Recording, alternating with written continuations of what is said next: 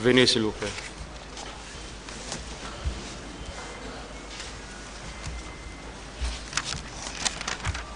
Vous voulez parler dans quelle langue, monsieur? Vous avez le choix de parler étant debout, ou si vous voulez vous asseoir, vous le dites. Je préfère rester debout. D'accord. En attendant. En tant que témoin, vous pouvez aussi demander à ce que vous soyez entendu à huis clos, c'est-à-dire hors la présence du public. Je n'ai pas de choix parce que je n'ai rien de confidentiel à garder. D'accord.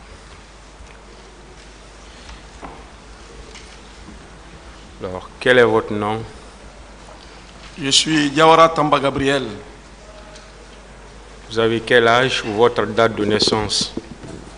Je suis né le 20 mars 1969 à Conakry. Qu'est-ce que vous voulez savoir? Hein? Quoi? Hein? Reprenez la date de naissance, s'il vous plaît. Je suis né le 20 mars 1969. Où? À Conakry, à l'hôpital Yansdine. Quelle est votre profession? Je suis gendarme de profession. Où vous êtes domicilié? Domicilié à Imbaya Taneri. Est-ce que vous connaissez les personnes qui sont assises dans le box des accusés? Je n'ai pas prêté attention. Les personnes qui sont assises à votre droite dans le box des accusés, est-ce que vous les connaissez? De loin, j'aperçois le colonel Kebouro que je connais. Les autres, je n'arrive pas à le voir bien. Le colonel Kebouro, lui, je l'ai déjà vu dans la salle ici. Je veux parler de tous les accusés dans cette affaire. Vous dites?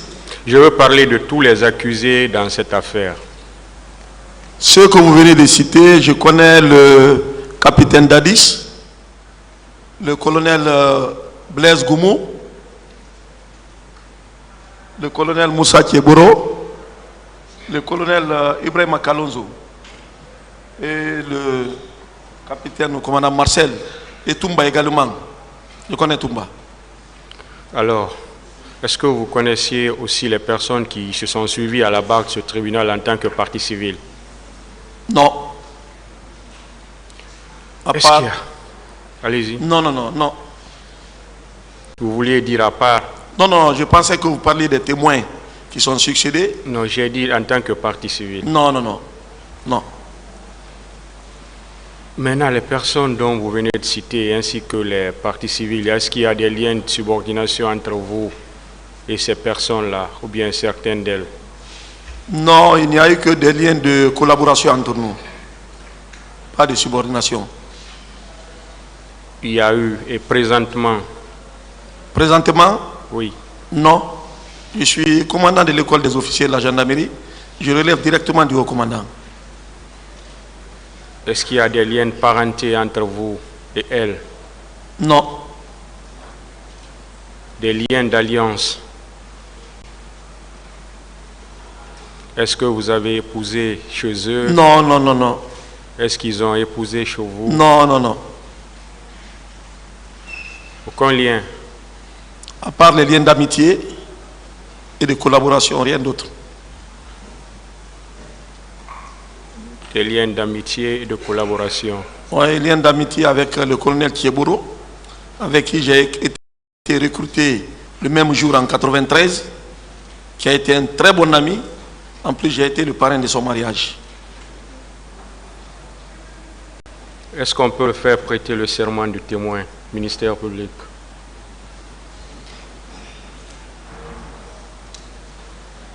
Merci, Monsieur le Président.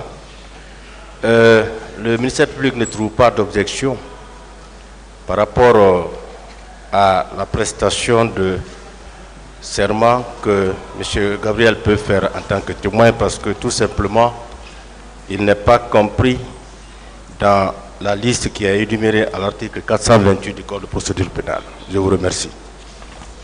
Partie civile?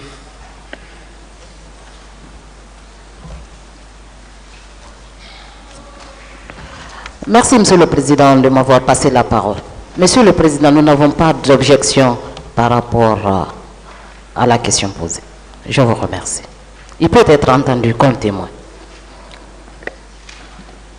Défense. Monsieur Gawara, vous êtes cité à la barre de ce tribunal. Vous vouliez parler?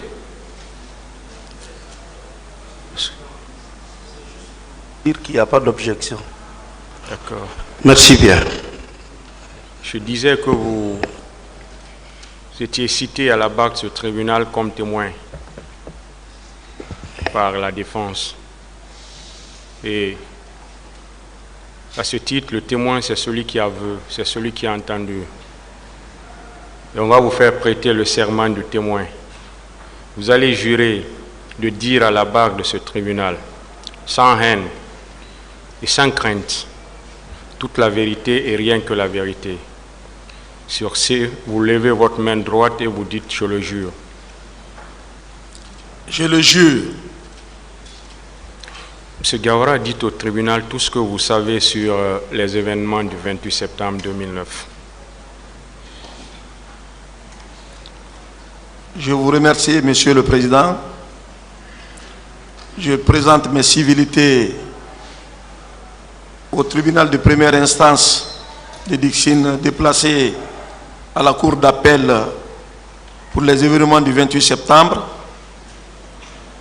Les événements du 28 septembre, je ne peux placer aucun mot parce que n'ayant pas participé, n'ayant su les événements qu'après, parce qu'étant en service, j'étais dans mon service au PM3, lorsque j'ai appris qu'il y a eu les événements du 28 septembre et que certains leaders ont été transportés au commandement de la gendarmerie nationale. Je n'ai pas poussé ma curiosité, je suis resté dans mon unité. C'est tout ce que je sais. Ministère public, des questions. Merci, Monsieur le Président.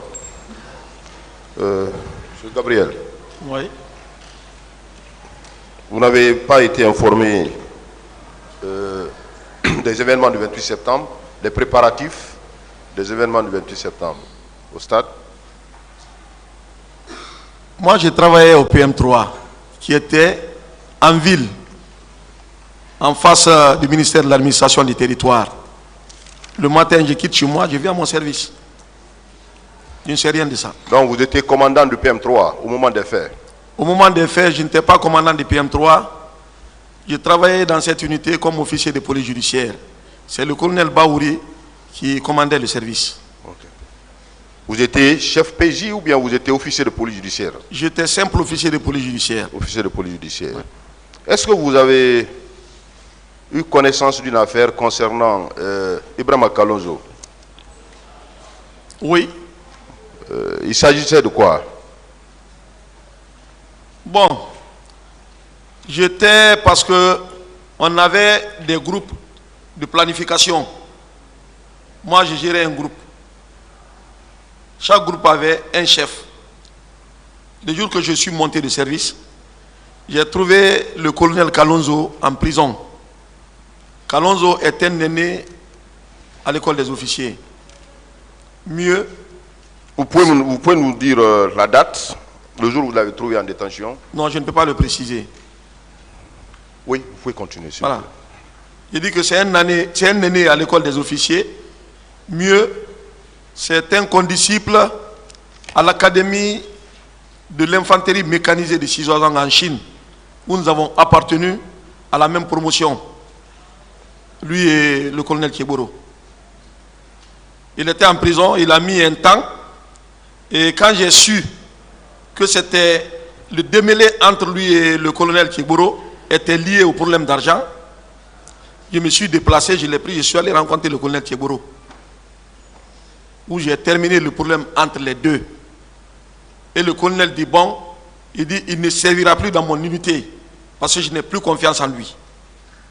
C'est à l'issue que Kalonzo m'a dit qu'il a été muté à Fria, à la compagnie CBK ou quelque chose comme ça, la compagnie de Fria comme conseiller militaire.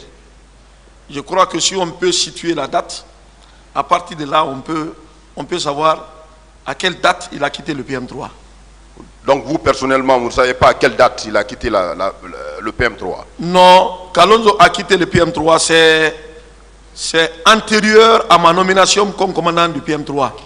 Parce que moi, on m'a nommé commandant du PM3, j'étais encore lieutenant. C'était au mois d'octobre 2009. Alors, pouvez-vous vous rappeler du temps qu'il avait fait au PM3, le temps de détention, 1 mois, 1 semaine? Avec netteté, je ne peux pas. Est-ce que vous savez à quel moment il est sorti de la prison, du PM3? C'est ce que je vous ai dit. J'ai dit avec netteté, je ne peux pas, mais à partir de son envoi à Fria comme conseiller militaire, à partir de là, on peut savoir. Parce que c'est le lendemain de sa sortie qu'il a été muté à Fria. Ok. Ça, c'est les faits là ont été sa mutation. Est-ce que vous savez si sa mutation est antérieure aux événements du 28 septembre ou postérieure aux événements du 28 septembre? Quel temps vous pouvez situer? Je dis avec netteté, je ne peux pas. Moi, ma nomination au PM3 est postérieure au 28 septembre. Votre nomination est postérieure? Oui, quelques semaines après le 28 septembre, on m'a nommé commandant du PM3. Okay. C'était au mois d'octobre. Et c'est en ce moment où vous l'avez rencontré en prison là-bas? Non, bien avant ça. Bien avant ça? Bien avant, oui. Ok. Donc, le 28 septembre, vous n'étiez pas au PM3? J'étais au PM3. Vous étiez au PM3? Oui. Est-ce que ce jour, colonel Kalonzo était en détention au PM3, le 28 septembre? Avec la défaillance de la mémoire humaine, je ne peux pas vous dire qu'il y était. C'est pour ça que j'ai pris la fourchette entre août et septembre. Mais quand je vous dis telle date il était là, non. Il n'a pas, mon attention n'a pas été portée. Donc il n'y a aucune précision, aucune certitude pour vous qu'il était en prison le 28 septembre. Vous ne savez pas? Non. Okay. Mais j'ai eu dire qu'il y était. Il y était, mais je veux parler du 28 septembre, ce jour. C'est ce que je vous dis. Je ne peux pas être précis sur ça. Okay. Est-ce que vous savez, il y a une confusion, parce qu'il a été dit devant ce tribunal, par Kalonzo même, qu'il était en détention le 28 septembre.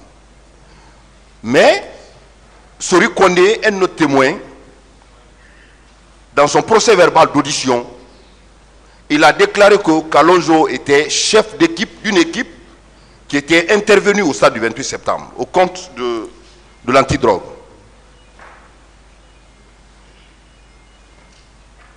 Est-ce que vous, personnellement, vous avez la précision certaine qu'il était en détention le 28 septembre? Monsieur le procureur, il a répondu plusieurs fois à cette question. Je voudrais, Monsieur le Président, insister là-dessus. J'ai répondu, je vous ai dit, avec netteté ou précision, je ne peux le dire. Mais ce que je sais, quand Kalonzo a quitté la prison, il ne s'est plus retourné à l'antidrogue. Parce que le colonel Thieboura a dit qu'il ne voulait plus le voir dans le service.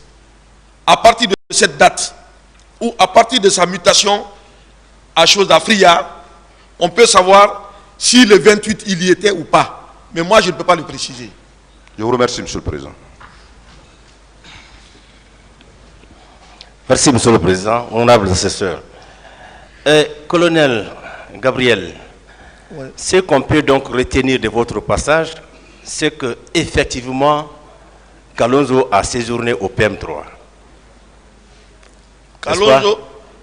Kalonzo a séjourné au PM3 pour le différend qui le liait au colonel Thieboura. D'accord. Vous ne pouvez pas déterminer la période. Ça, je ne peux pas. Je l'ai dit que ça se situe. Vous répondez par oui ou non. Je ne peux pas, déterminer. Et c'est vous qui êtes intervenu pour que le problème trouve sa solution avec le colonel Thieboura. Évidemment. Bien. Et puisque le 28 septembre, vous étiez en Guinée, vous étiez au PJ. Monsieur le Président a dit, les témoins, c'est celui qui a vu et celui qui a entendu. Ouais. Qu'est-ce que vous avez appris par rapport aux événements du 28 septembre, puisque vous étiez là en fonction? Les événements du 28 septembre, Oui. à partir de ma position au PM3, j'ai appris qu'il y a eu une manifestation au 28 septembre où les gens ont été dispersés. Je n'ai su l'ampleur qu'après. Parce que quand on m'a dit qu'on a envoyé les leaders au PM2, là où il y avait une infirmerie à l'époque, je n'ai pas poussé ma curiosité pour aller me renseigner.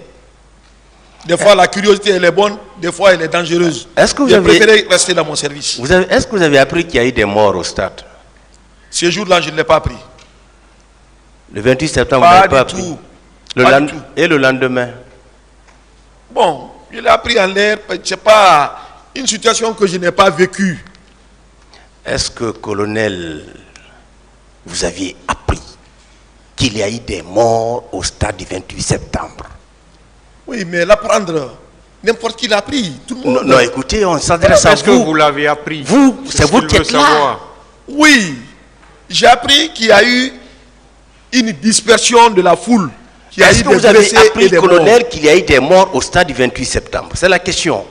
Ça, je ne suis pas allé dans la profondeur. Vous n'avez pas appris? Non. Est-ce que vous avez appris qu'il y a eu des femmes violées au stade? Mais je l'ai appris après. Vous avez appris ça? Oui, après. Tout ce que vous dites là, c'est après que je l'ai appris. Est-ce que certains manifestants avaient été enlevés pour être envoyés au PM3? Ça, ce n'était pas possible. Non. Est-ce que ça a Non. été fait? Non. Non. Non. Voilà. Merci, Monsieur le Président. Colonel, vous avez précisé que en septembre 2009, vous étiez officier de police judiciaire. Oui. Dans vos attributions régaliennes, Oui. de tous les jours, je veux dire, est-ce que vous visitiez vos violons au PM3? Maître, excusez monsieur le procureur, moi je le faisais régulièrement, mais à cette époque, je n'étais pas le commandant du PM3. Je n'étais ni commandant ni adjoint. Simple officier de police judiciaire. Mais quand je montais de service... Vous l'avez précisé. Nous restons dans le cadre Oui. de l'officier de police judiciaire C'est ce que que je vous vous dis. étiez. Je le dis haut et fort. Vous avez répondu à ma question. Merci. Écoutez mes questions après, vous donnez votre réponse. Ok. Il vous arrivait de placer des citoyens au violon quand vous avez des procédures les concernant? Oui. Le délai de garde à vue, il était bien respecté, n'est-ce pas? Bien sûr. Très bien. Kalonzo, Ibrahim Kamara Kalonzo, Ouais. est-ce qu'il avait là-bas un dossier? Je veux dire un dossier pour Pénal. enquête. Il n'y avait aucun dossier sur Kalonzo. Qui a envoyé Kalonzo au PM3?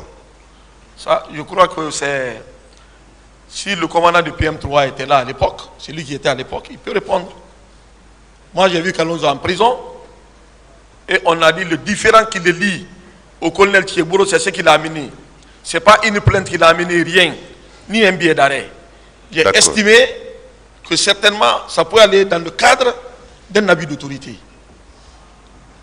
Ça s'apparentait donc à une séquestration, c'est ça? En tout C'est cas, moi, quand la j'ai garde à vue estimé n'est que pas c'était un réglementée. abus d'autorité parce que Kalonzo était sous le commandement du colonel Tchéboro. Quand la garde à vue n'est pas réglementaire, elle n'est pas supervisée par le procureur de la République, ça s'apparente à une séquestration. Encore que Kalonzo a fait plusieurs semaines au PM3.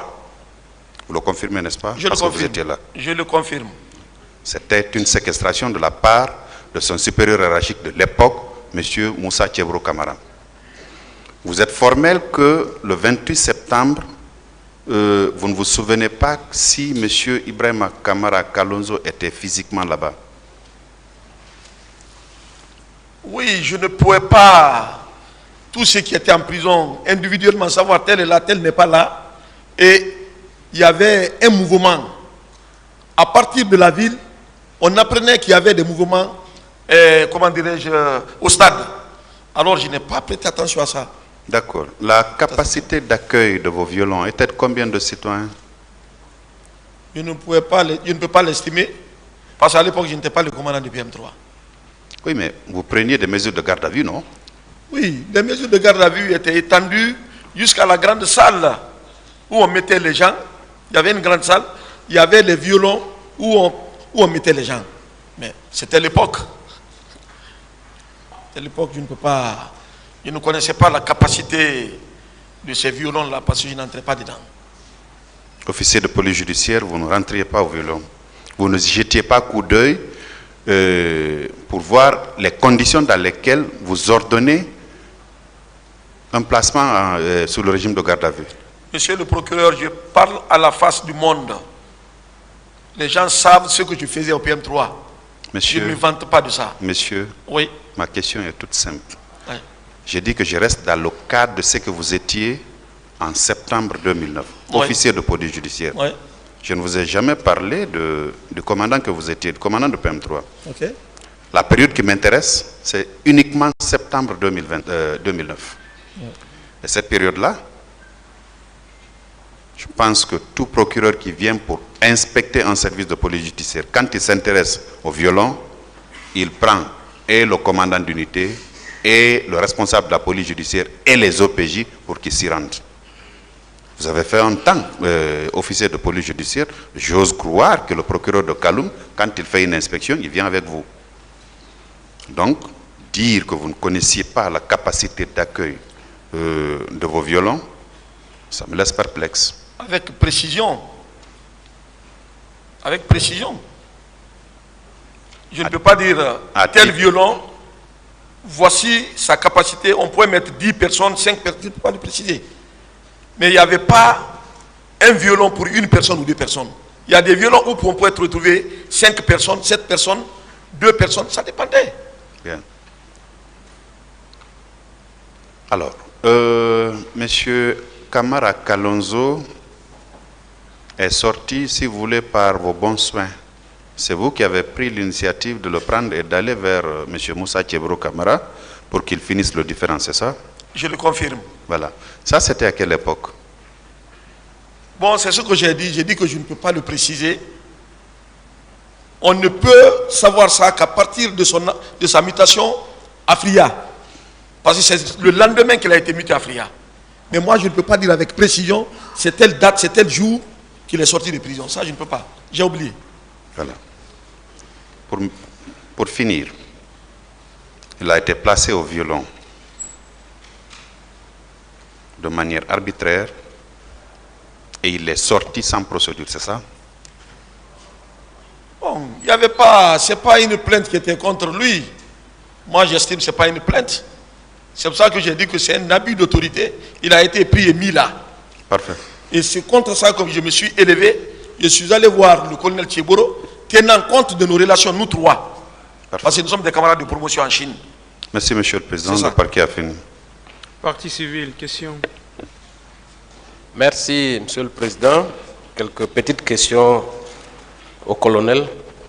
Mon colonel, bonjour. Bonjour, maître. Alors, parlant de cette journée du 28 septembre, est-ce que, au moment des faits, des jeunes gens n'ont pas été transportés au PM3? À ce que je sache, non. Est-ce que vous étiez au PM3 toute la journée du 28 septembre? Est-ce que vous vous souvenez? J'y ai même passé la nuit. Alors, est-ce que vous pouvez ici confirmer ou infirmer que des manifestants n'ont pas été déposés au PM3? À ce que je sache, j'infirme. À ce que je sache. Vous infirmez? Oui. Est-ce que vous avez suivi le général Baldé quand il est passé à la barre ici? Je n'ai pas suivi, mais il a été mon chef. Très bien. Tout ce qui était du PM3 et tout ce qui s'est passé à l'époque, je sais. Le PM3 était sous son commandement à l'époque, n'est-ce pas? Oui. Est-ce que si je vous disais qu'il s'était insurgé pour avoir trouvé des manifestants au PM3, que diriez-vous? Bon, s'il l'a dit, c'est lui qui était le chef à l'époque. En tout cas, ce que je sache, je dis non. J'infirme. Est-ce que vous savez que quand un témoin réfute des déclarations vérifiables, il peut faire l'objet de poursuites. Connaissant toutes ces réalités, c'est avec ça que je suis venu. Sachant toutes ces réalités. Très bien. Ce que je dis, je le dis sur la foi de mon serment et sur la morale. Je le maintiens.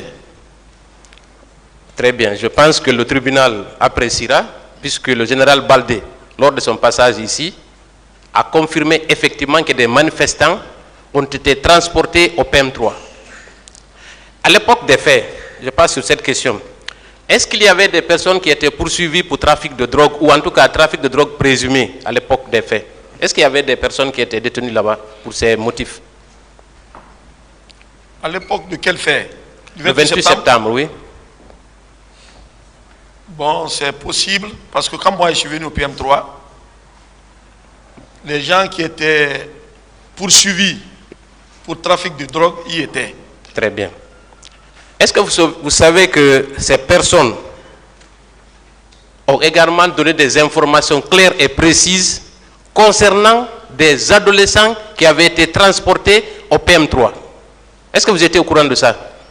C'est possible, mais moi je ne l'ai pas su. Quand vous dites que vous étiez au PM3 toute la journée, vous étiez dans votre bureau ou vous étiez, en tout cas, pouvez être au courant de tout ce qui s'y passait? Ce que je sais, c'est ce que je dis. Ce que je ne sais pas, je ne peux pas le confirmer.